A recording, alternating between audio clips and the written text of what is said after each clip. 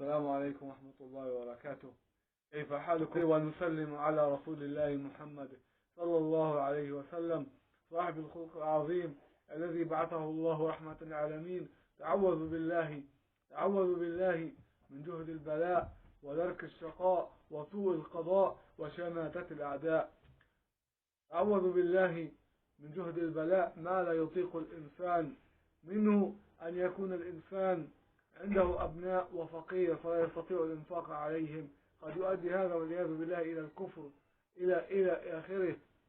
وأيضا وذرك الشقاء، أي وصول الشقاء وهو عكس السعادة، شقاء الدنيا أو شقاء الآخرة. شقاء الآخرة نار جهنم، شقاء الدنيا ما لا يجعلك سعيدا.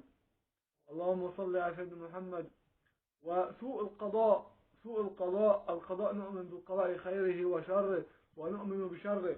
سوء القضاء أي نستعيذ بالله، نرضى بالقضاء ونستعيذ بالله من سوء القضاء. وشماتة الأعداء، إذا حصل واحد من الثلاثة الذين نستعيذ بالله نطلب من الله سبحانه وتعالى أن يبعدهم عنا، إذا وقع أحدهم تشمت الأعداء، فنعوذ بالله من الثلاث حتى لا يتشمت الأعداء. وبارك الله فيكم وكونوا على خير، والسلام عليكم ورحمة الله وبركاته.